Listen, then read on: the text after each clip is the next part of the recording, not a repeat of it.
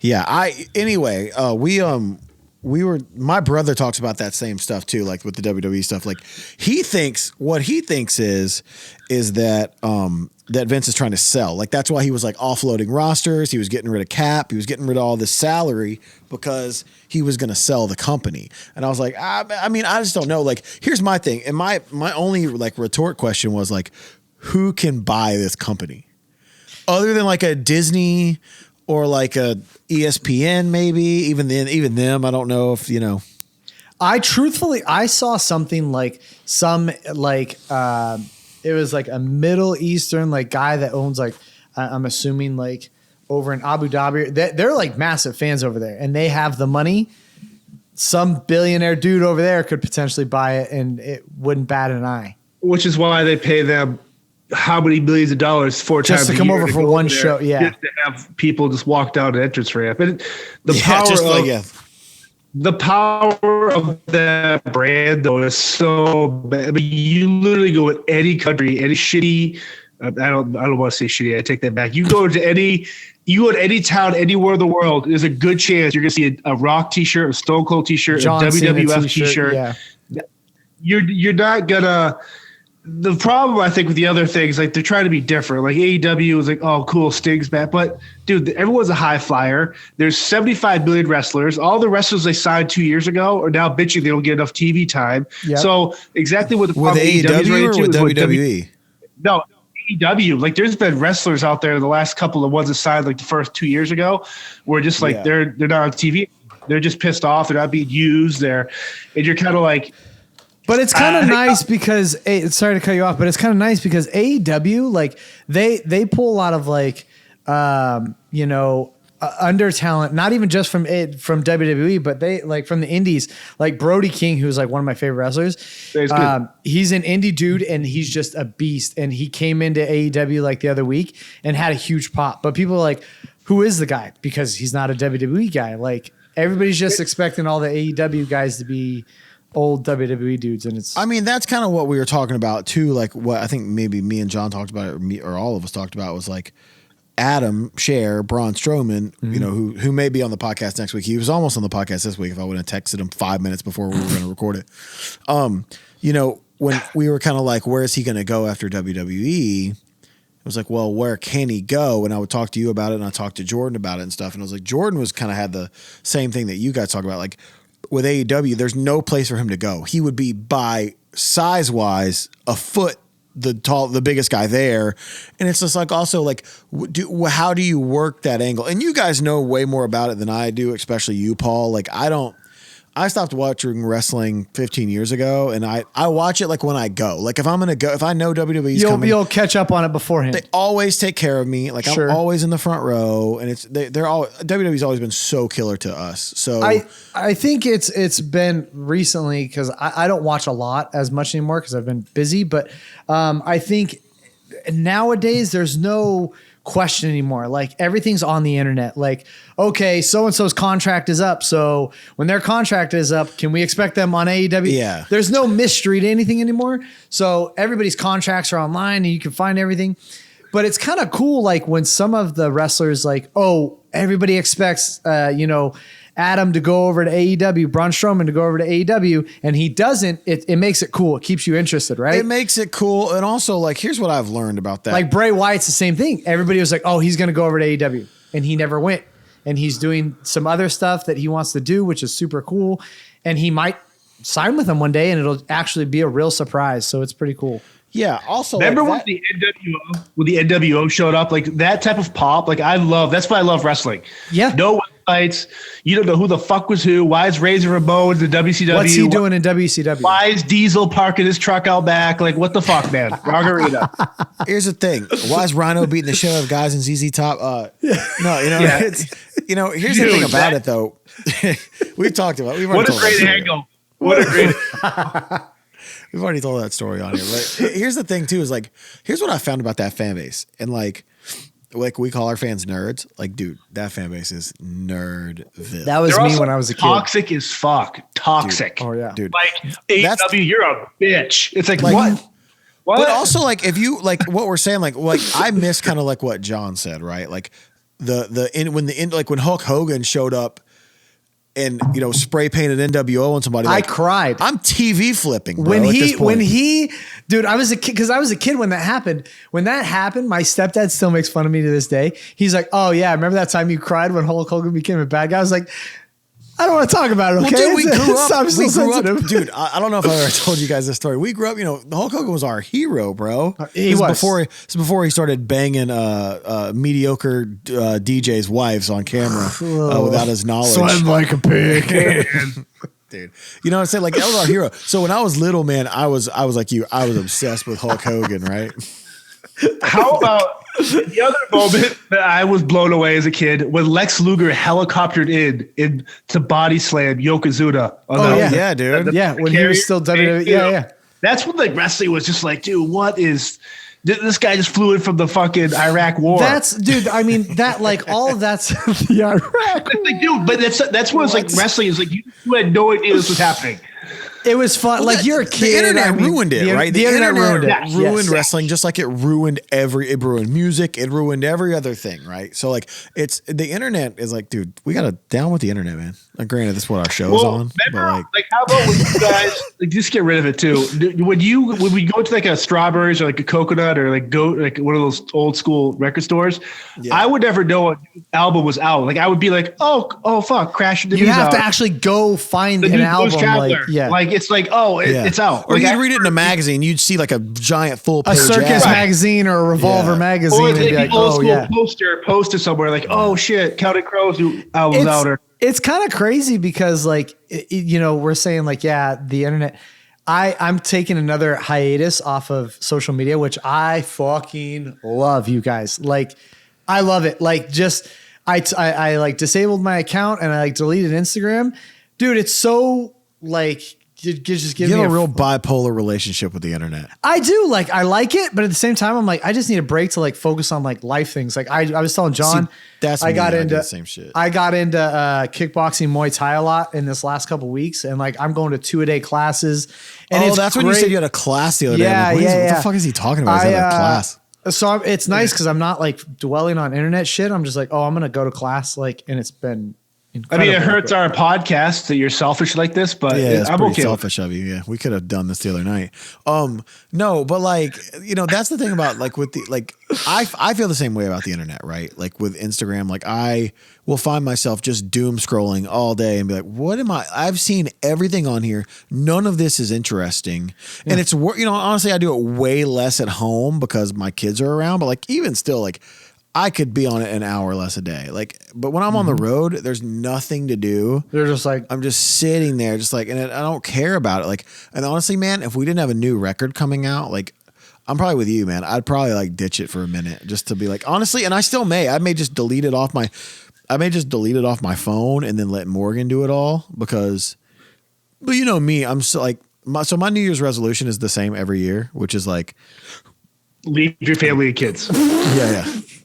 Don't engage trolls, right? Like I am the king. You failed at that for as long as I've known you. Then you fucked down the second. Yeah, I was gonna say, dude. I can't not do it. And like it, Brent and I talk about it all the time because it's like for me, there could be a million positive comments. You're going to find the one and get upset. That's not what you read. And like right now, like, dude, I teed off on some dude the other day and like, I deleted my comment. I deleted his comment. I was like, you know what? You're going to go back in Instagram jail.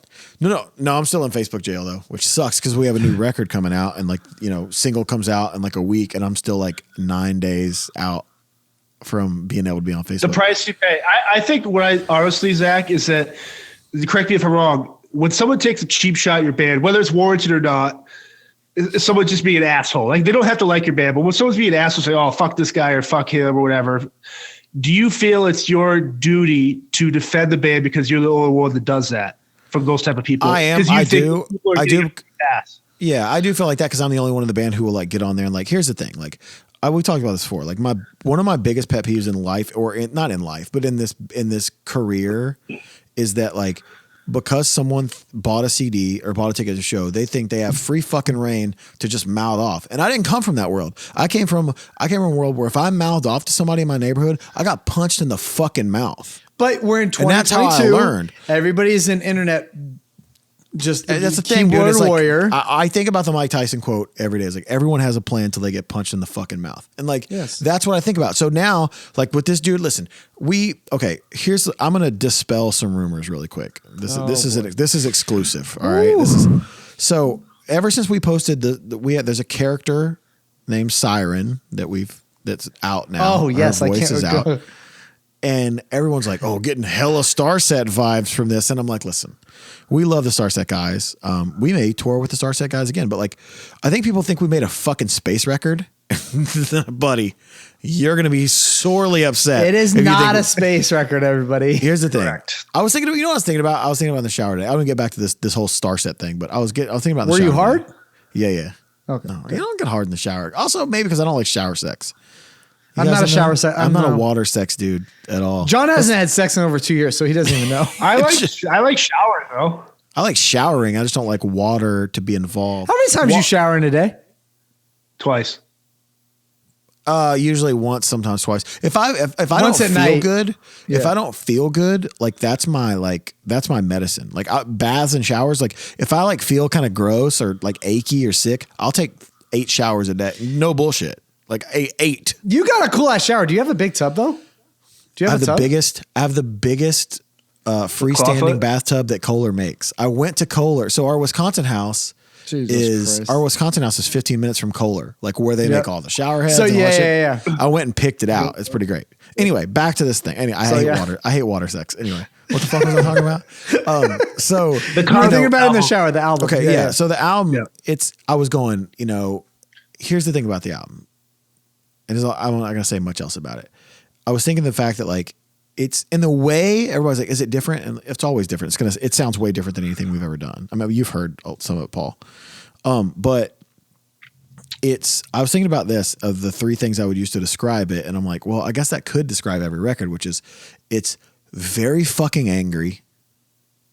It has a lot of heart, and there was another one that I just forgot. I wanted to put it on a shirt. It's like it has a lot of heart, and it has a lot of, like kind of like rise up. Like it's got a lot of like rebellious. Yeah, it's very rebellious, and that's kind of in the anger. I would qualify that in the anger section, but it's very rebellious. It has heart, and you feel something from it, and it's like there's a lot of that in it. But this, like, we started posting these things, and then we posted the picture of like the moon thing. And the guy who commented goes, you guys are getting really on the verge of, what did he say? What's like a real, like a legal word for stealing? Infringement, copyright, not copyright, theft, whatever. No, not theft. He said something. He goes, plagiarism. Plagiarism. He goes, I'll go, listen, dude, because there's that voice, and Starset, I guess Starset did an alphabet too. And I've been texting the guys in Starset, like, I'm going to punch some of your fucking fans in the fucking head is what's going to happen. These fucking NASA space nerds. No, but it's like people are saying that. I'm like, man, I think people think we made a fucking space record, and boy, you're going to be upset. It's a good, imagine if you made a Starset concept album just about the band Starset. Or you just covered Starset songs. Dude. But that's the thing is like people just have they can say whatever they want. They're like, oh, this is very like, what was Ken always sends that tweet that came out a couple years ago. It's like guy who's only seen Boss Baby, and then the next movie he watches, he's like getting a lot of Boss Baby vibes from this movie. Boss Baby's the only movie that he's ever seen, but like when he watches, he can watch like A League of Their Own. He's like getting a lot of Boss Baby vibes. It's like, yo, our music, like first off, Starset's been around, and not like again, I love they're not great. Like, I'm not just like, I'm like casually. I like that they're very original with when they came out doing the whole. Like I literally just had lunch. I had lunch with the guys from Starset like the second to last day of the tour. Like friends with all those dudes and like close friends, like text all the time. Like, Starset's been out for like 6 years, man. Yeah, like we've been out for 20. Like, so the fact that these people are just like doing this, I'm like, we'll never sound anything like Starset. They're their own. I don't think anybody really sounds like Starset. They're kind of their own deal. But the fact that like we put out this like robotic voice and everybody's like Starset, I'm like, shut the fuck up, man. There's nothing about this. Internet trolls, Starset. dude. They're just internet. Well, trolls. here's the thing too. It's like you're not the first. You're not going to be the last band that has a analog robot talking. Or I mean, fuck, man. I mean, I hope the new Sticks. Yeah, done. Mr. Roboto. Everybody's like getting a lot of Starset vibes from this. Oh, really? You don't remember fucking Dorian Magato, Mr. Roboto? You fucks. Right. No, that's like that's like Five Finger Death Punch. What's their skull guy? Their whatever the fuck he is. Being Eddie from Iron Maiden. Like what? Yeah, everybody. Big Rattlehead from Megadeth. Skeletons are the skeleton thing. The Avenged Sevenfold. Oh, that's the other thing. When we posted the ad map for the tour and there's an astronaut, I guess on like one tour for like 2 months, Avenged used an astronaut. Okay. And people are like, oh, stealing from Avenged now. I go, or fucking Neil Armstrong or the Moon Man from MTV. Shit that's been around for fucking 40 years longer than Avenged Sevenfold has. But like, who cares? It's a fucking astronaut. Who cares? What I'm saying. Like, but that's my point. It's like my fucking my New Year's resolution, which is the same every year. And I kind of stuck by it in a way of like, here's what I did. I commented back to that fucking dude. And I deleted his comment. That's my thing now. If someone's talking shit, I'm just gonna here's what I found, and I never lived by this, but I know it to be true, right? If you ignore that shit, it makes them so much more fucking angry. Yeah, it makes them so mad. Just leave it alone. Yeah, it's great. So, yeah. Anyway. So, but going back though, do you think the NWO will be as successful today as it was back in the early 90s? No, because think about it. Okay, no. How many times have people? Wrestling's not as successful as it was in the 90s. No, but how many times have they tried to like remake new stables and like, thing, this is a new thing? Like, no, man, imagine you can't. Starset as a wrestling stable, just coming down there with like astronaut chords. They just come down from the ceiling. Aerosmith plays their theme song as they walk out on like that would be so good. I would love that. Joey, I don't know if I already told you guys this. When I was a kid, again obsessed with Hulk Hogan. My parents had a video made for me where it was like a wrestling. It was a video of me. So we used to have, Memphis was a huge wrestling hub. Like tons of guys came out here. So they would have Saturday morning wrestling, which is where Jerry Lawler came out of, Bill Dance, Jeff Jarrett. Yeah, that's actually the name I was looking for. Moondogs. All these guys. Steve Austin started here. You know what I mean? Like all these people. So there's a video of me right in the front row of this show when Bill Dance comes out. Not Bill Dance. That's the fisherman. Bill Dundee. That'd be fucking great if it was Bill Dance. Just shirtless Bill Dance in a Tennessee Vols hat, dude, just coming down. And there's a video of me when Bill Dance comes out. But the overdub was they got a friend when I was a kid who sounded to me kind of like Hulk Hogan. And it was like, "What's up, brother Zach?" And I'm like, oh my God, it's Hulk Hogan. He's talking to me. He's like, be sure to say your prayers and eat your vitamins. Like does like the whole Hulk Hogan shtick. And I was thinking about that the other day. Like if I listen to that shit as an adult now, it probably sounded like fucking nothing like Hulk Hogan. Dude, my parents try to trick me so much, bro. That's fair. So much we know about the sandwiches with the fake waffles. French toast and all that. The waffles, yeah. So we do the waffle thing. See, that's the thing, man, is like my kids, like, and Zach, you'll agree. My kid's fucking spoiled compared to what probably me and you had when we were kids. Like, we didn't have anything crazy. Like, I got a friend of mine in WWE, like, having other people, like, having other wrestling superstars wish my daughter a happy birthday, like, on video. And, like, I'm thinking about, I'm like, I never got anything like that for my fucking birthday. Like, maybe Chuck E. Cheese if I was lucky. How much duck meat did you eat, Paul, as a kid? None. Zero. Fucking zero. I didn't know you could eat maybe ducks. Squirrel meat. That's about it. Like, I didn't know you could fucking eat ducks, bro. They were all around. I could have made myself dinner. I'm out there feeding them bread all day. So true. That is so true. You're didn't know back then. Paul. Yeah. Right. You played with your food. My brother Nick just texted me. I guess he just listened to the last episode. He goes, "You guys have completely creeped out Zach Hanson." Oh yeah, is he still alive? Like, has any he's good. You know, what's crazy? Is he divorced now or what? A lot of people I think a lot of Hanson fans have now joined the podcast because of that episode because they loved it. And I hope we don't let them down. We probably will. We will. Yeah, no, I thought it was good. It was one of my favorite episodes just because we were kind of getting back into the swing of things after the first episode of the season. I got a bunch of messages from people. They were like, "Oh man, it was such a good episode." And then some people were like, "Hey, you really toned it down, John." And I sat back and I'm kind of like, "Well, yeah, we toned it down, but if it's an organic, healthy conversation with having fun, there's no need to just throw out. I think what people crazy. I think what people need to realize about John is too, John isn't wild just to be wild. He doesn't say that stuff just to get a reaction or whatever. No, it's just genuinely when he says it. He doesn't. I'll put it this way. He doesn't say it to get a reaction from you, the crowd. He says it to get a reaction from me and Paul. And it's not like he doesn't just go, "What's the wildest thing I can say?" That's actually how his brain thinks. So when he's in a normal conversation with somebody like Zach Hanson and we're talking about other stuff, his brain isn't going to go. I went back. I watched the YouTube. I got to be on the YouTube premiere, which I haven't done in a while. I asked way more John questions than John did. You definitely did. And we finally got Zach Hanson to open up a little bit. He skirted around that shit, though. I'm a little upset with him. I still want to know what his cock looks like, though. Honestly. Who's got because Isaac's the tallest. Does he have the biggest dick in Hanson? Isaac's not the tallest. He's not? I thought he was. Isn't Isaac the big brother? He's the oldest brother. I don't know if he's the tallest, though. Okay, but out of the picture of me and Isaac together, I don't know. Out of the three... Taylor, I don't know. Isaac, Zach's the thickest. He a thick boy. You know this? No. His dad. I've never seen their dicks. We can't say dicks on this. We gotta say hogs on this podcast. Hogs. Yeah. What are you doing? I've never seen their hogs. But Zach's like a thick boy like me. He ain't like a little skinny boy. He a thick boy. He'll ride that Thomas the fuck train for sure. Here's the thing, though. Here's what what I'm most like a gator, like a good. I didn't say. I'm saying his he a big old. He Yeah, we're talking a 12 gauge slug cock. What are we going with here?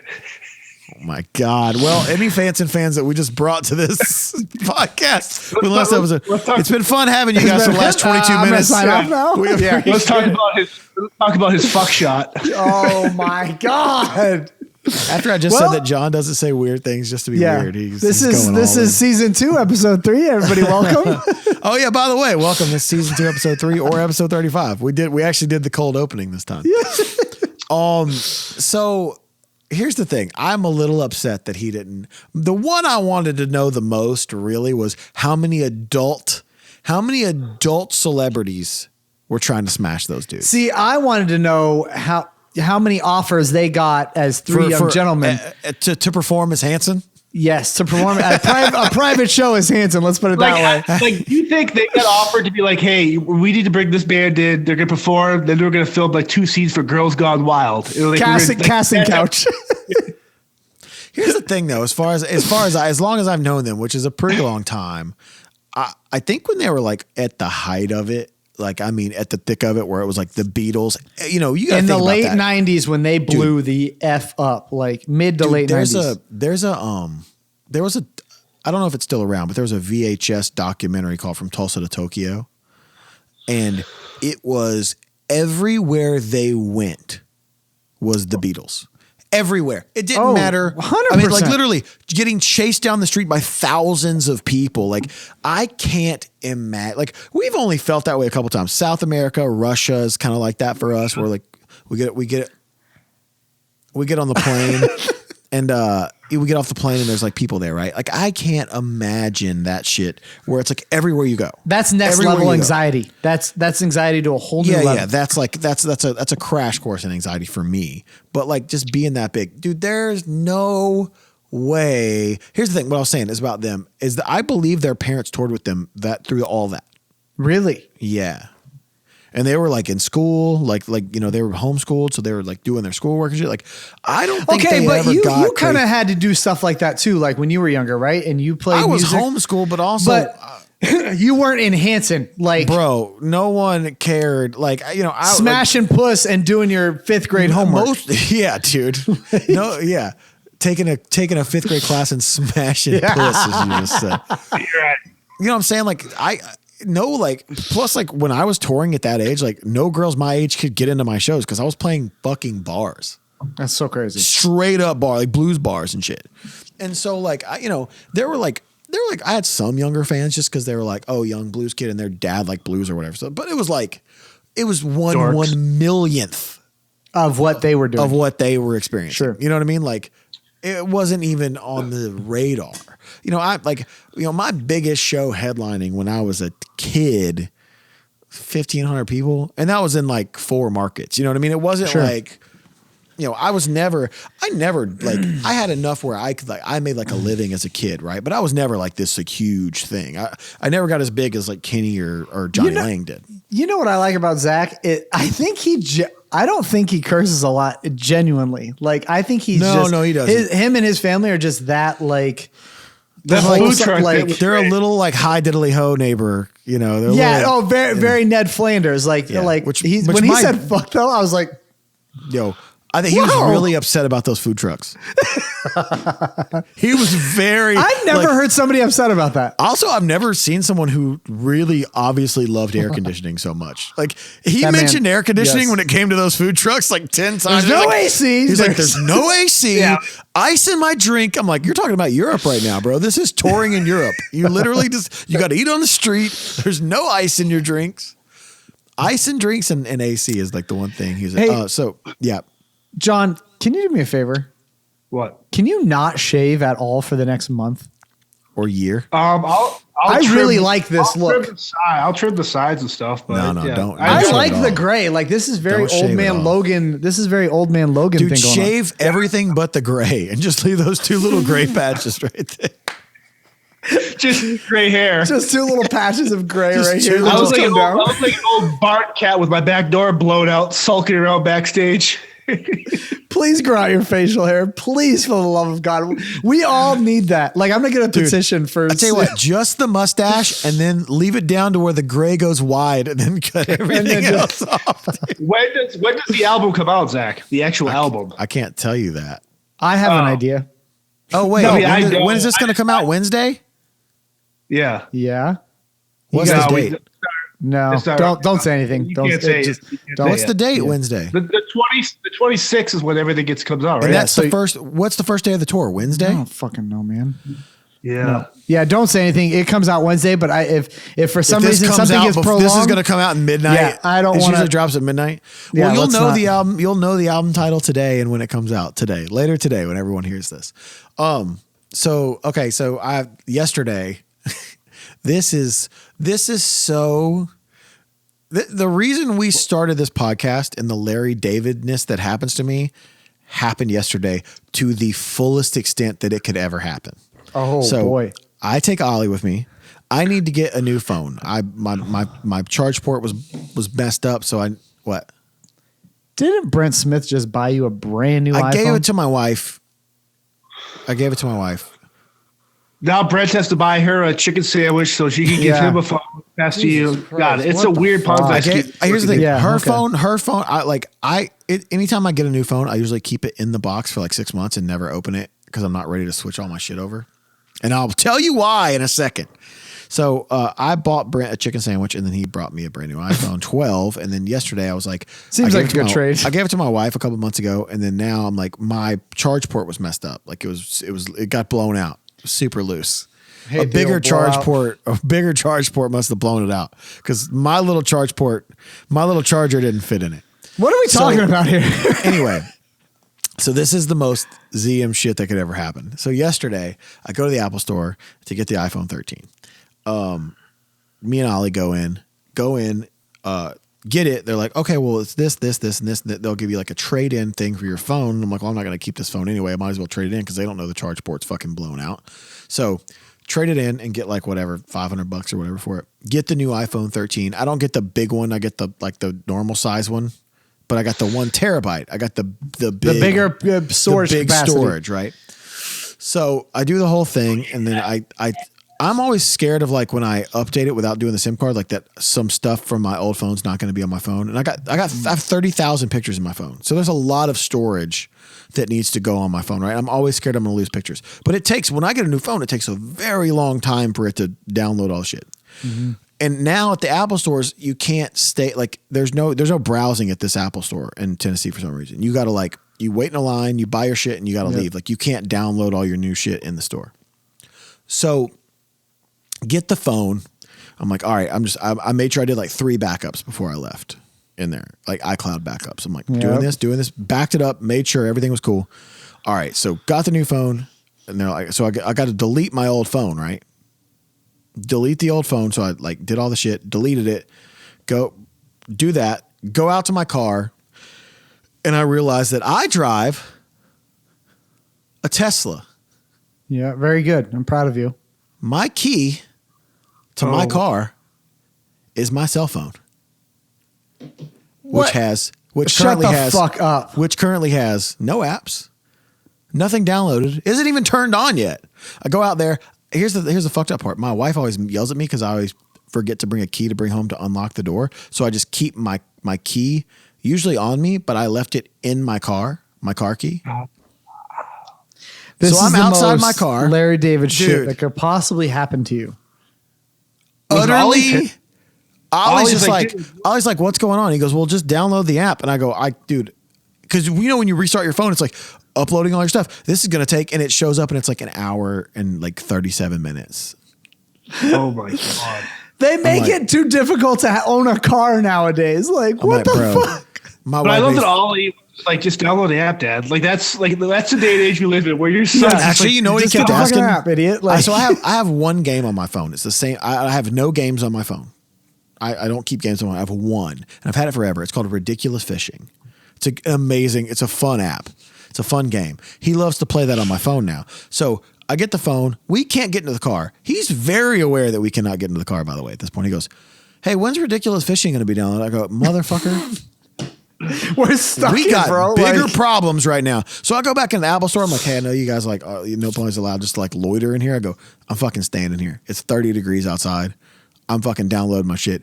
And I finally turn on the phone. It's like uploading from your iCloud. Current time, hour 37 minutes. I'm like, I do not want to sit here for an hour and 30 minutes. And then 11 times during this time, Ollie's going, is Ridiculous Fishing on there? I'm like, dude. So finally, it goes in way less than an hour and a half. You're gonna be ridiculously adopted. Yeah. Dude, it goes in like 15 minutes. Everything opens up. And then, all my apps, everything starts downloading, all my photos. So I pause literally everything. Just so you can get your key. I go to Tesla and I go to prioritize download. So I prioritize it. It looks like it's downloaded. I click it again, then it starts downloading again. I'm like, what is happening? So then finally, like it took, no, there's no bullshit. 15 minutes to upload everything on my phone. And then 20 minutes later, the Tesla app finally downloads before everything else. So then I go out to my car. Finally gets downloaded. I got to remember my login, which I never do.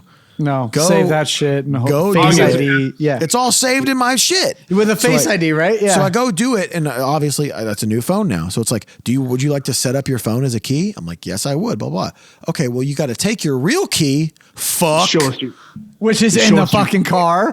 Anyway, I hit unlock, and it fucking finally unlocked. This is like an hour after I bought the phone, dude. It was so me. It was the biggest me thing that could ever happen. And I texted my wife. I go, I'm so annoyed right now. She goes, nice, smart car. That's what I'm saying. Like, so if you lose your phone, and you're locked out of your car, I have a key.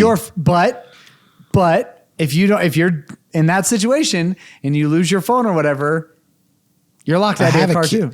Yeah, I am. But here's the thing. I could have gotten I should have done is got my wife to download the Tesla app, give her my login, and then unlock the car. But then it still would have been like, you got to have the key. You got to be around the car. You have to be around the car to set up the key. To Bluetooth. Yeah. Dude, an hour to an hour and a half later, I was finally back out to my car. I'm like, dude, this is so frustrating. So frustrated. Like I was inches from rage flipping things at the Apple store. And by the way, here's a fucking gripe. You better watch out.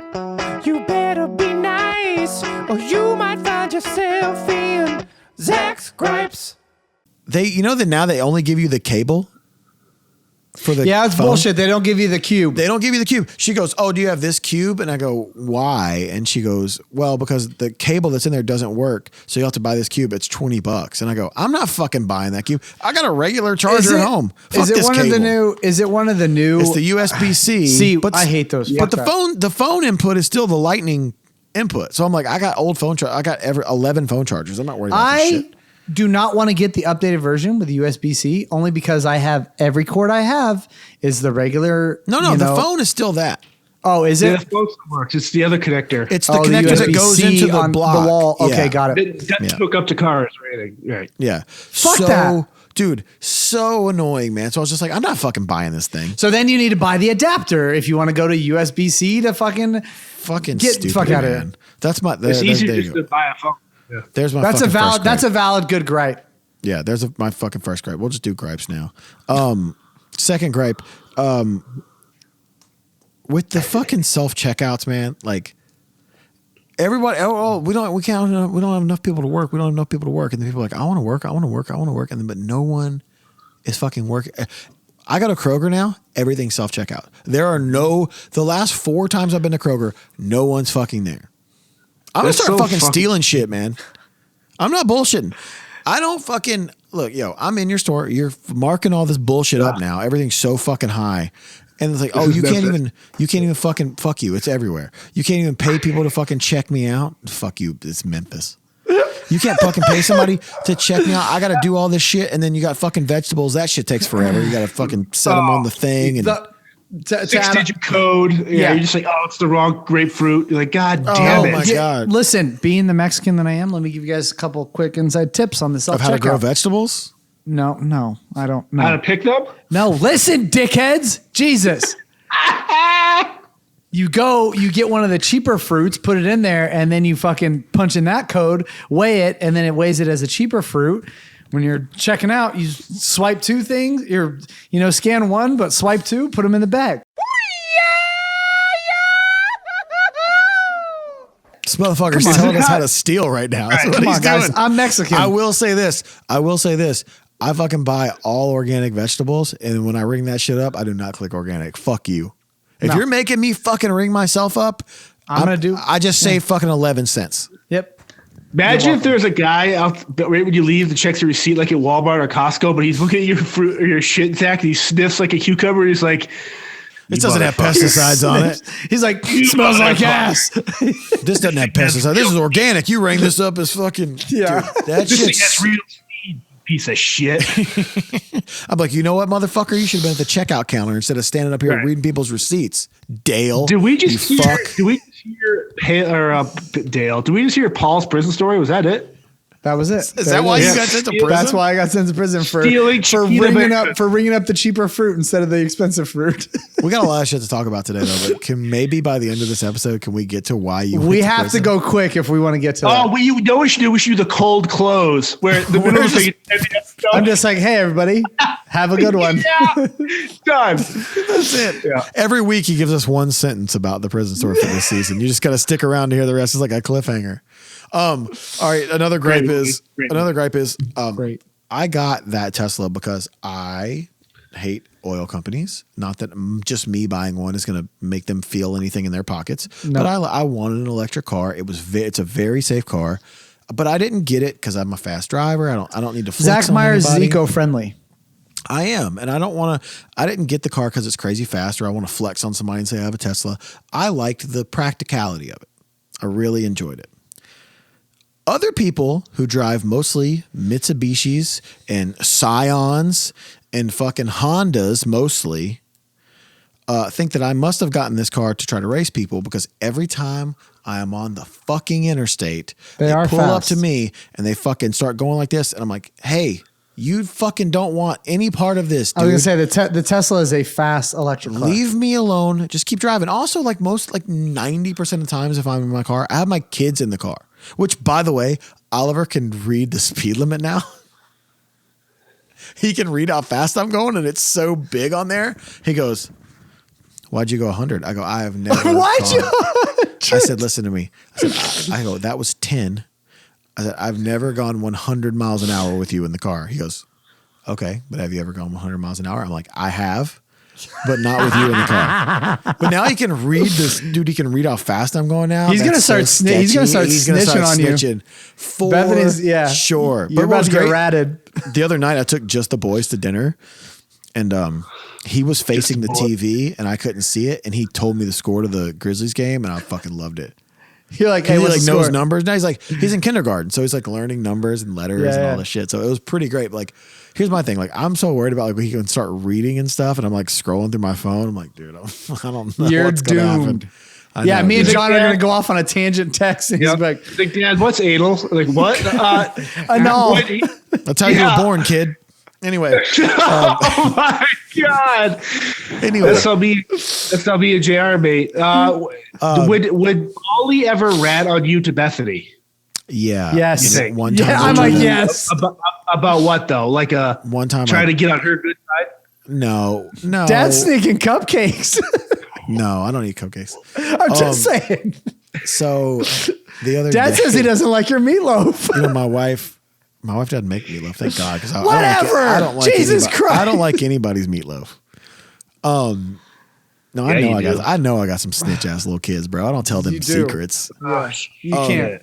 So the other day, though, you know, it's already been well established on this podcast that my wife hates my dog, hates him, and he's so old, you know. So it's like, so the other day, he peed in the house, and I wiped it, I cleaned it up real quick and spit all the anti-bac, put all the antibacterial, so cleaned it up. Would have never known. But your kid, Ollie goes, Kettle peed in the house. I go, no, he didn't. No, he didn't. And he totally did. I just like said that he didn't. Anyway, can people in cars stop trying to race me? It's so fucking annoying. I hate it. Get off of me with your fucking Mitsubishi fucking 3000 or whatever that fucking car was that they stopped making 2006 because it was a goddamn death trap. They probably got done watching Torque and Fast and Furious 4. And we're like, fucking annoying, man. I don't get my car. They literally they try to like flex on me. And then here's the thing. Most of the time, we've talked about this before, the story where the guy pulled up on me in the Hellcat Charger and I smoked his ass. I will say this though. One day I was in the car by myself and there was like a late 90s vet that you could tell the guy did something to it. And he like pulled up on me and tried it. And I took off and this motherfucker torched me. Here's the thing. I think I could have kept up with him, but I was like afraid to drive that fast. You're like, oh, he's going too fast. Yeah, so you got back to him when he turned into Paul Walker real quick, and you just drove home. Anyway, he's dead now. He's dead now. That his Corvette is a pile of rubble. Not Paul Walker, the guy. Paul Walker's dead too. Yeah. Anyway, they're both dead guys. This podcast is so stupid. No, it was like, it's so annoying. And like, I think I got up like 120. I was like, fuck this, man. Like, this is scary at this point. Like, I'm backing off this shit. They don't have cops in Memphis, though, huh? So you can get away with it. There is no law in the streets. There's no law. Yeah, we police ourselves, dude. It's like fucking Deadwood down there. Anyway, my other gripe is, so when I go to restaurants, I order, I started drinking caffeine again, ladies and gentlemen. Whoa. What? I know. Yeah, just tea every once in a while. Just tea. So I'll get, I don't like sweet tea because it's too sweet. So I'll get a half and half tea, which is half sweet, half unsweet. If you're a server out there, let me tell you something. There's a method to doing this. It's the same way I do at home. First, this is how I feel is the correct way to do it. You pour the unsweet tea in first. Then you do the sweet tea, because then whatever sugar's in it kind of comes down, and you kind of just take the sugar out and it makes it just less sweet tea, but all the tea is sweet. I go to fuck you, Paul. I go to places, and what they'll do is they'll pour the sweet tea in first, then the unsweet tea. So I have to drink through a bunch of fucking leaf water. You know what I mean? And then to get to the sweet tea at the bottom, which is almost like a treat in a way, where you're like, oh, look at this little sugar down here at the bottom. And then, but anyway, there's a correct way to do sweet tea and unsweet tea, and that's my last grade. Fuck you, Paul. There is a correct way. Drink one or the other. Sorry, we can't all drink Coke out of a glass bottle, you Mexican fuck. Do better. With dirty ice. No, I never really I don't keep Jarritos around. It's okay. I forgive you. They don't have those at restaurants I go to, Paul. Yeah, no shit. You live in Memphis. The best city in the world, dude. Questionable. Best The city restaurants Paul goes to keep moving street corners every weekend. 100%. It's in Dude, you may somebody's have better house. tacos. You may have better tacos, but everything in the city of Memphis food-wise is better than Arizona. Everything. I mean, Barbecue, I don't know enough about steakhouses, what's I'll give you breakfast barbecue. places. I'll give you barbecue. Dude, steakhouses. That's about it. Dude, way better. Torch it. How about, who's got the better glory, do you think? Memphis? Memphis alley? Memphis only because they don't have fucking teeth down there. So probably Memphis. You're getting all gum for sure. And their glory hole in Arizona is probably smooth, like they care. Definitely. Memphis is all about Especially out in splinters. Scottsdale, like you're getting a good, Yeah, you'll get a thing of blister. You're not getting any blisters in that Dude, glory hole. other than Jackson, Mississippi, you guys live in the two fucking places I would hate to live the most. So go fuck yourselves. How about that?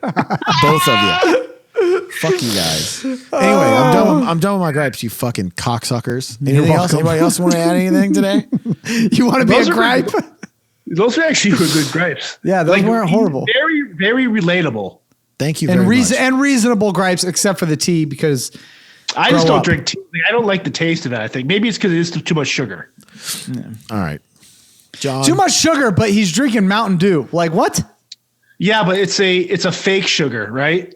It's not cane sugar. Like that Mountain Dew is all Yellow 5 and Remo Blast and all that other bullshit. It's not real. What is Remo Blast? I don't know. He just made Blast. that up, dude. He just totally made that You up. made up something. It's a fake thing. All right, I got some. You got some good questions that came in for us. Ladies and gentlemen, give it up for John the Shaman. John the Shaman, keeping you on track. All you gotta do is touch his big old sack of mail. Okay, this is from a female. From a lady. From a lady. You were offered the opportunity to visit any point in history. When would you want to visit and why? If you were offered the opportunity to stay there, would you? Last week's episode was awesome. Keep them coming. Ooh. Any point in history, where would you want to go? Would we stay there? The parts that I gravitate towards are they're so brutal, whether it's like the Vikings or like the French Indian War or like Scottish rebels going against England. Like I just love the idea of just like that rogue, fucking brutal lifestyle. But I don't know if I'd want to fight and kill and whatever, but I don't know. It's tough, right? Tough living. That's a tough way to live, thinking that you could die at any moment. 100%. Yeah, but man, without seeing it coming, right? Right. Like anything can kill you. This is way before you're going into war on a regular basis, couple times a year. Like, that's what's crazy, right? That's the real, like, guys literally were taking care of their sheep, gardening, eating bread and bullshit soup every day with their family, and then time for war. And you don't know if your sons or your that's like your go-to, like, yeah, crazy. Yeah, I don't want anything to do with that. That's kind of so. What? Okay, so what time frame would you go to? John, pick one.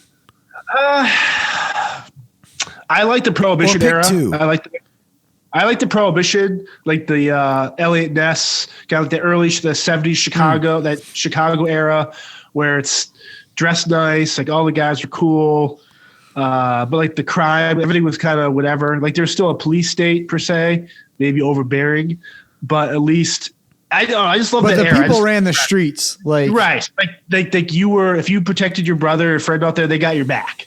Like that. So like you love that movie Lawless.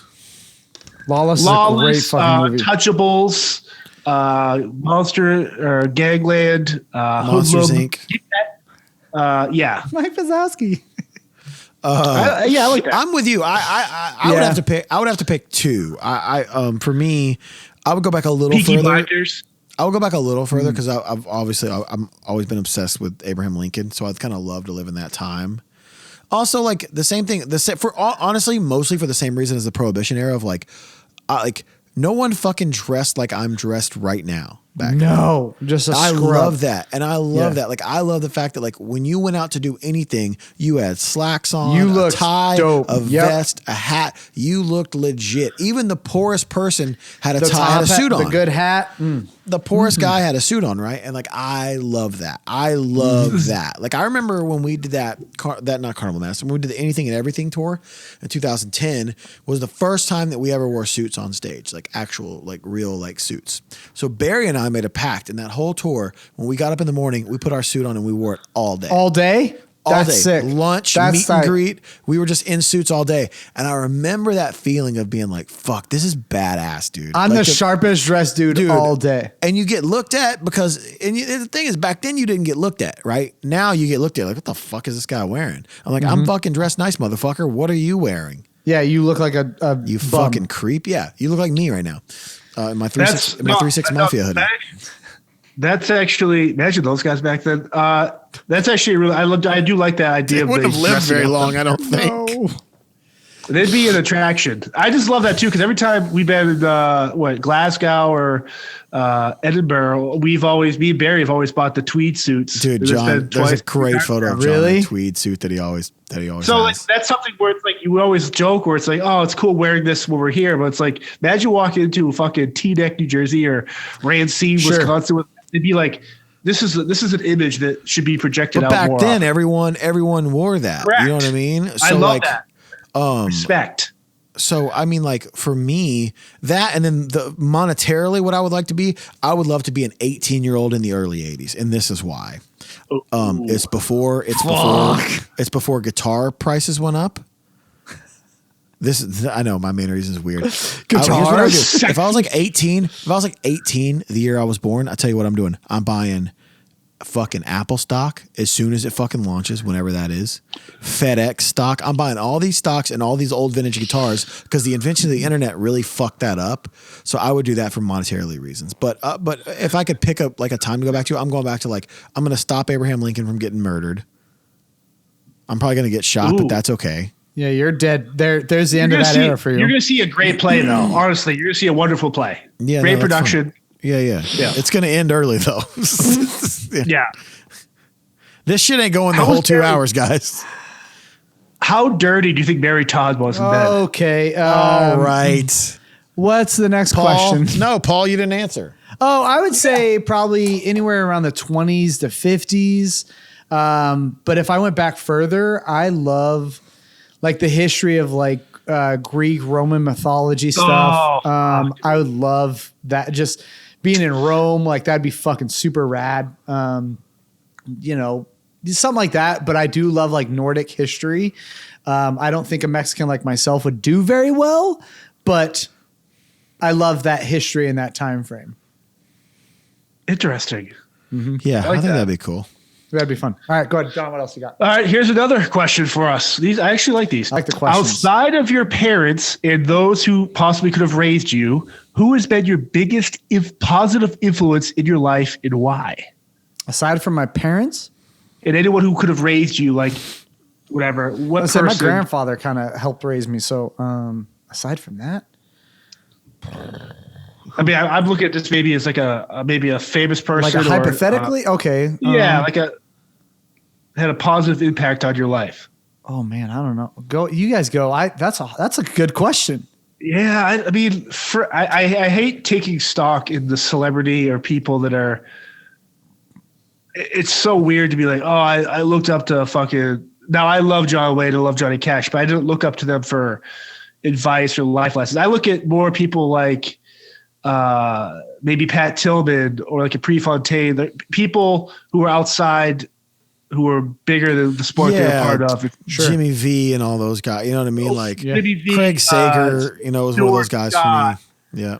It's people, or Chadwick Boseman, or even when you look at Norm Macdonald, people that die gracefully, like, yeah, you enjoy them for what they are, but the life lesson he told at his death was do what you love and do it gracefully. Those are the lessons I take out of what people like that. Yeah, Tillman's probably the best example that you gave, man. Like that's a solid just one. to walk away from that. Or last night I watched Without Limits, and I'm a huge Prefontaine fan. It's the reason why I did cross country in college. And with his relationship with Bill Bowerman and the founding of Nike and stuff and all this. But you look at the trajectory of his career and stuff, the Olympics during the Munich, the killings, but outside the realm of the actual sport, this individual made you question stuff bigger than the sport itself about life and sacrifice and be bigger than you are and don't be afraid to lead from the front. Sure. And it's all this. Those are the type of lessons I get from people. But I think carry those on. Are not good just ones. Not like I love Arnold Schwarzenegger, but I'm not looking at John Matrix or fucking the Terminator going, oh, that's who I am today. That's a good question, and that's a good answer. Zach, what about you? I mean, like I said, as an adult, I really, people like Norm Macdonald or, people like that who live, Chadwick Boseman, who live with this thing that, silently and battle. Secretly you want to tell people because people love being comforted, right? And they love feeling, love from people, but to keep it a secret, that's a big thing, but for me, man, it's personal, people I know, probably guys who did this industry, got it fucked up and then got it right. Kenny Wayne Shepherd's one of those people for me, who I grew up with as a kid and really kind of fell off the rails for a while with drugs and alcohol and then got sober and got clean. Honestly, man, Brent's one of those people for me too, a guy who, there's something to that guy, to where I don't really think anybody in our band really cares about money that much. We kind of care more about the art, but to not care about money on the level that Brent Smith doesn't care about money is fascinating to me. It's so incredible with Brent Smith. He doesn't need it or really want it. I mean, he needs it to pay for the fact that he lives in a hotel, which he has the most expensive mortgage of all time because he lives in fucking hotels. But, I somebody like him, man, is somebody I look up to, and is there things that, and I think that I honestly, and I'm not just saying this, I think he thinks the same thing about me in certain ways of his life, his personal life. Sure. I know we talk about being dads a lot and, there's certain things that I wish he would do more. I know there's certain things that he wishes I would do more, and so, I think of those people like that, people around me, man. I've always been fascinated by people around me who can, I see John. Go ahead, John. No, what's funny, the Brett thing. I've been to dinner with Brett and Zach or whoever, and there have been times where Brett's like, "Hey, make sure that waiter gets tipped." I go, "Brett, that's not even our waiter. That person just ended the show. We walked in. That's the busboy." And Brett will be like, "We'll find out if he has kids, maybe a wish list for Christmas on Amazon." I'm like, "What?" Hey, Brent, that's not a waiter. That's the guy sitting at the table next to us eating. Right. He used to be a waiter. He just has a vest on. Yeah, he's just dressed really nice. The people still do that. This isn't O'Charlie's, Brent. People just wear black shirts sometimes. Brett's like, "Hey, can we pull into the hotel? Well, that's not a hotel, Brett." "Yeah, but I want to tip the valet guys." "Okay." Speak of the devil and he shall appear. He literally just texted me right now. Oh my God. For me, I think it would be, breaking the stereotype and of what is expected. Like a Danny Trejo for me, like a good father figure. Which, by the way, showed up in Star Wars. Hell yeah. I watched it the other day. Our friend Galen is also in Star Wars. He's in all the. He'd be a good guest for this show podcast, man. Honestly, Galen Trejo. Oh. Yes. I was like, Galen or Trejo? No, Galen. No, dude, Galen's great, man. The fact that I was watching Boba Fett the other night, and he's in all the attention videos, but then the fact that he's I was watching Boba Fett. That's kind of Mandalorian and Boba Fett are our family shows where me and all the kids sit down and even the wife, we watch all those These together. are the Star Wars spinoff. I'm not a Star Wars guy. These are the Star Wars spinoff. Okay, got it. But I see Galen in there and he's got lines. He's I'm like, oh my God, it was so cool, man. I know it's cool for Eric too, because Eric being such a big Star Wars fan he is, to have that is so cool, man. I thought that was really cool. What else you got, John? That's all I got. Those are good questions. What we say? I do like those type of questions, but I do suggest people start sending in their dreams and some weird questions too. But I like the scenario questions too. We'll take all of them. I like thinking about it. It's good. If you have any emails or questions or dreams or any life advice, send them to suplifeadvice@gmail.com. Before we get into the news, there is it's kind of a news thing that I want to talk about. Being from Memphis. So Penny Hardaway is the coach of the Memphis Tigers. And last night. Is that the girls' soccer team? Yeah, it's the girls' soccer team. Last night, a girl, motherfucker, Paul. Last night, a friend of mine and a friend of Justin's asked, who's a reporter here in town, his name is Jeff Calkins,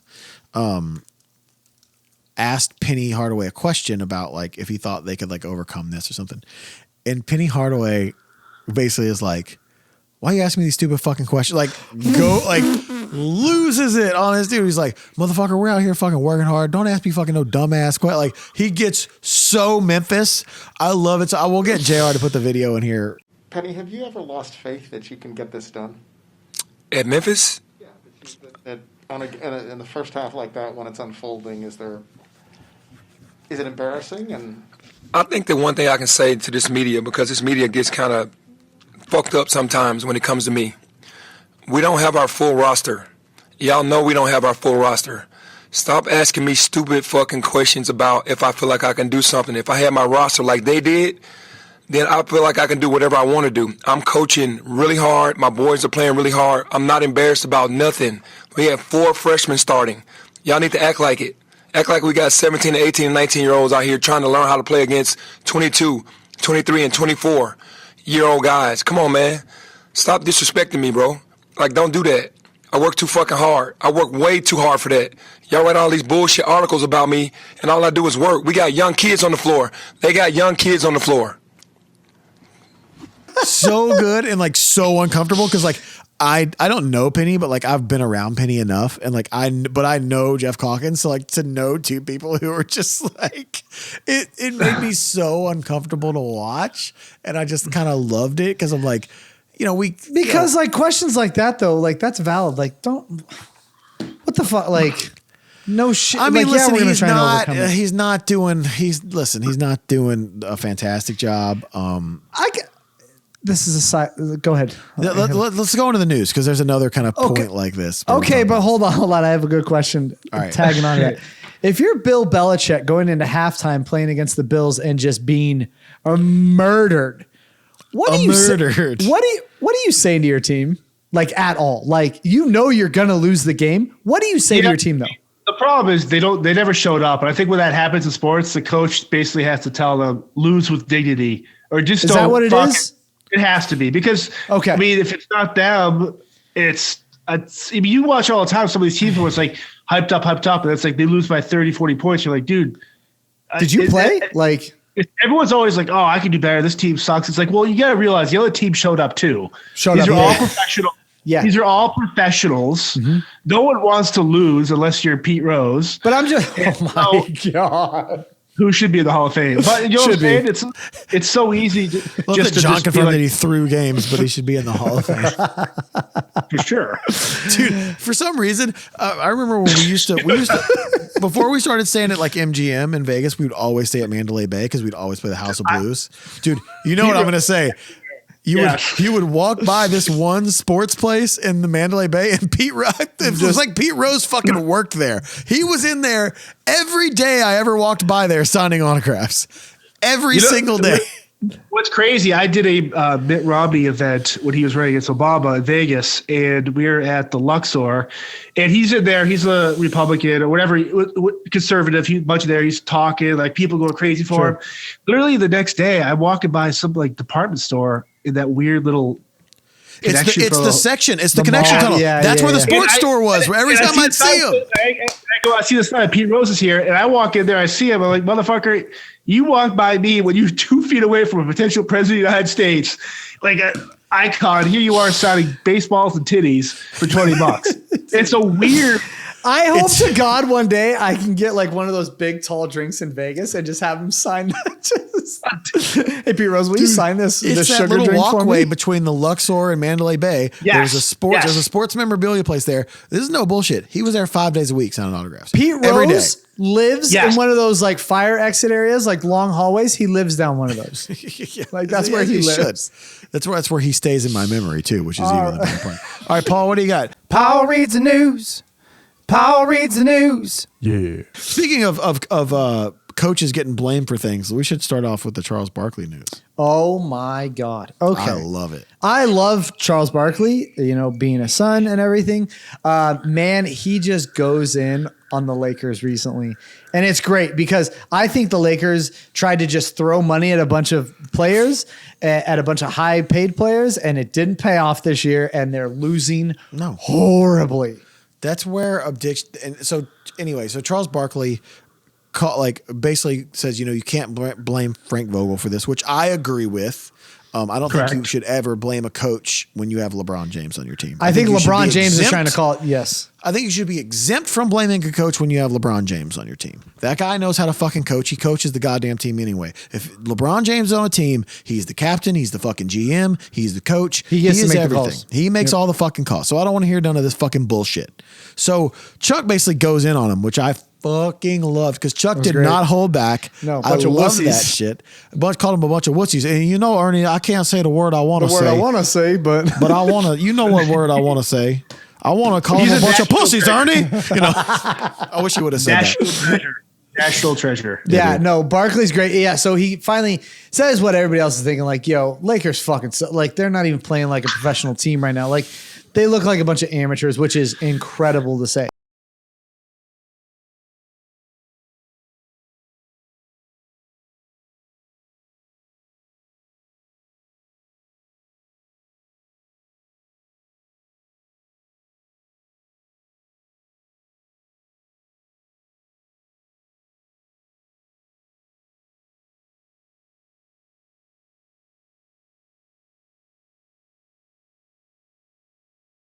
Also, dude, any team that has Russell Westbrook isn't going to make it. And here's the thing. I used to hate Russell Westbrook on and off the court. Westbrook was better on Washington than he is on the Lakers, though. Once I met Russell Westbrook when he was in Oklahoma City because he's a guitar player.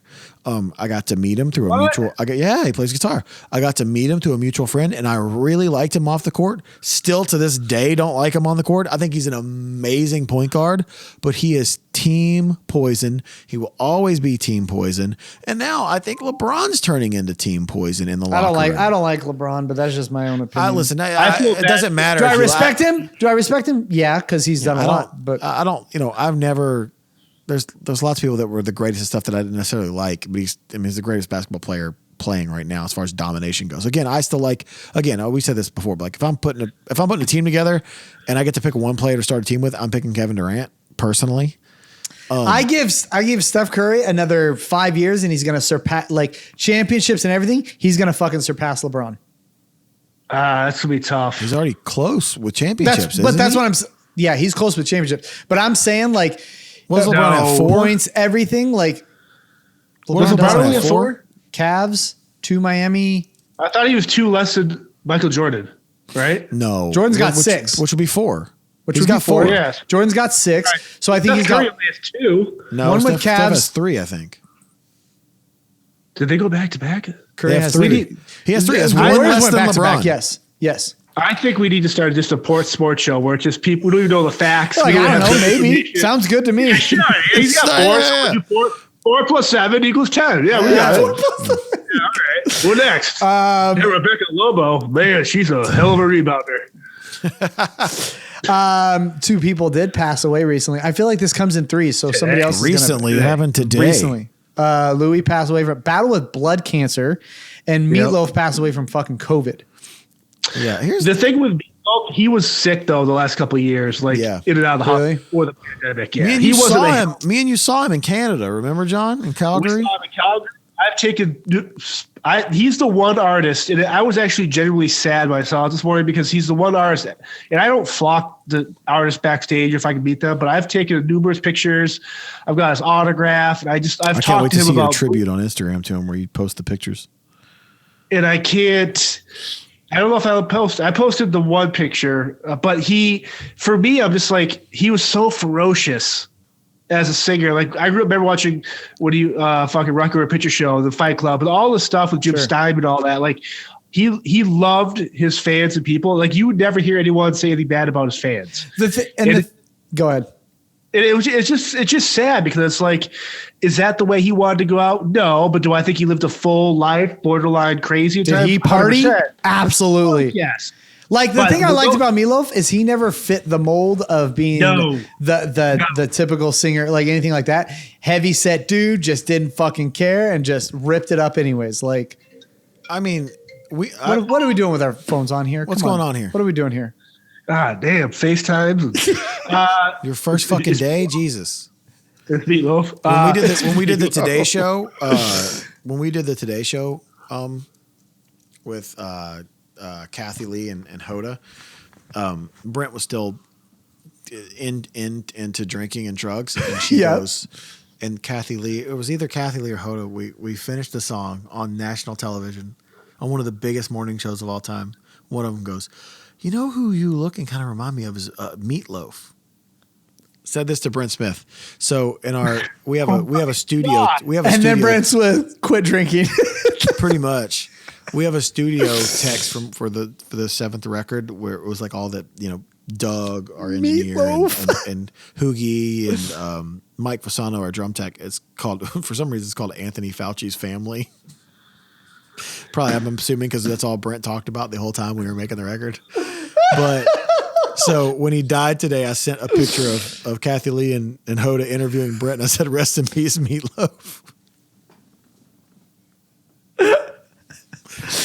That was Brent. By the way, we should put the video. We should put the video in here of them calling Brent that. I think we should drop that in right there.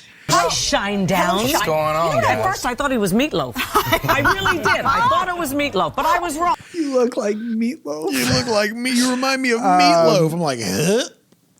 I got one more good sports thing, and I thought this was just genuinely funny. Dax Prescott, after the game they had with the 49ers, they Which did was an interview. the weirdest. We talked about this last week. The weirdest ending to a ever. game. But That's the end of the game. That's the end of the game. It's like, okay, that's very unclimactic. Yeah. But fans were like throwing trash at the refs for like, not downing the ball fast enough, blah, blah, blah. And people were throwing trash at him when they were leaving the field. And at the end of the game, the press conference, Dak's like, oh, well, good on him. Like, whatever. Dax got fined $25,000 for just saying that. Like, wow, good for them. No, he said, what did he say? What was the quote? He said it was something so simple and like, what the fuck was it? Was like props to them or like shout out to them. Oh yeah, shout out to them then. Something like that. And he got fined for that $25,000. Like, I mean, they'll fine you over the most insane things ever. Like, they're so precious about these fucking terrible fucking refs anyway. You know what I mean? But the refs fucked up the Raider game too. Like, that's twice now that the Raiders have been fucked out of the playoffs. Credit to them is what he said. No longer refed on the playoff game because they're just like, dude, you fucked up too much. Like, legitimately, like, I don't want to, I'm a fucking diehard Raider fan. That game would have been changed based on that one whistle, them having to redo the down. That would have made the game a fucking tied game instead of the Raiders trying to fucking charge. You guys got fucked. We got fucked on that blown whistle when the defense was like, okay, it's a blown whistle, and they gave him the touchdown. You got to win the game. Every sports analysis said, oh, that play should have been redone. Like, that's fucked up. Raiders you got to win the game when you got to win the game. I admit that, but at the same time, you guys got fucked on that call. Not only that, we got fucked on the Tom Brady tuck rule back in fucking 2000. They changed that, didn't they? No, they didn't. It's still Tom Brady's rule. And they're doing a 30 for 30 on that with Charles Woodson and Tom Brady, which I'm actually. They should do it with Charles Barkley, dude. That'd be even better. So Tom Brady said. What you're trying to say is one more. Pussies. A bunch of pussies. Ernie, these Lakers are a bunch of pussies, Ernie. I said it, yeah. I said it. I love Charles Barkley so much. So one little thing of news here that I just read today that I thought was we didn't really talk much about Bob Saget dying last week, which was very sad. And the amount of my friends who knew him, I got to meet Bob a couple times. The first time was at a party, a friend of mine's birthday party in LA, and the second 2 times were at Comedy Stores. And the second time I met him, he remembered my name. Remember where we met, remember what the name of my band, which he doesn't seem like a Shinedown fan. So I thought that was really cool, and just such a good guy, and seeing how many people I knew who were close with him, talk about him, seemed like maybe the best person that ever existed on the planet. But last week on Instagram Live, I was on there, and John Mayer and Jeff Ross were picking up his car from the airport, which I thought was really cool. Like John Mayer and Bob were really, really, really close, like very close. Weird. I wouldn't imagine a friendship like that. Like best friends. Like that was honestly, cool. That was probably John's best friend other than his brother. And wow. So John and Jeff went to go pick up the car from the airport, and John's like, they're crying a lot in the car and talking about memories that I just read today. That something that obviously he didn't want people to know, but it got found out anyway. John Mayer actually paid for the private jet to get his body from Florida back to California, which I thought was that's pretty G, man. Fucking John Mayer. Shout out to John Mayer. God damn it. If there's not a million reasons to shout out John Mayer already, there's another one for you. Just being the epitome of a cool person and what a celebrity should be. And rest in peace to Bob Saget, rest in peace to Louis Anderson, rest in peace to Meatloaf, and rest in peace to this podcast and all the Hanson fans that we had it's been real for the first 22 minutes. And then John started saying stuff about dicks and cocks and like he does. Okay. I was 19 years old when it happened. Almost did 5 to 7 years in prison. And we'll talk about the rest next week. All right, ladies and gentlemen. Wow, man. I feel like I just got to first base a little bit, dude. Like my wiener's a little heavier. You're welcome. We should finish that season 3. Season 3. You'll get the whole story, bits and pieces by season 72, 3. Season 3. 72, season 3, ladies and gentlemen. Thank you guys for tuning in. We appreciate it. We'll probably have another guest next week. John and I will be back on the road. Are you going to be in Arizona, Paul? I was going to say I'm going to be in Phoenix. So we should make it happen, dude. We'll do something. Something will happen, even if we do a live or whatever. Yeah. Anyway, we love you guys. Thank you for listening. Please subscribe to the YouTube, pretty please, and smash that like and notification button. Thank you for listening to the audio side as well. This is available on all your podcast places. If you have dreams, life advice, or weird questions that you'd like to ask us, please send them to suplifeadvice@gmail.com. John? suplifeadvice@gmail.com. Paul? suplifeadvice@gmail.com. Hey, we need more guys to write in. So guys, let's hear your take on bad. I want to hear. This is what I want to hear. I want to hear bad first dates. Like, give me some bad first dates. Like, I want to hear some dating stuff. We'll put that on. We'll put that on the Instagram too. Yeah, all right. I want to hear. Give me your bad first date. All right, ladies. Talk about the first time you saw a penis. Guys. Yeah, dude. Guys for sure. That wasn't your dad's. Anyway, ladies and gentlemen, thank you for tuning in. We will see you next week, you nerds. That is Paulie Tamale, John Guarnieri, and myself, Zach Myers. We'll see you next week. Later.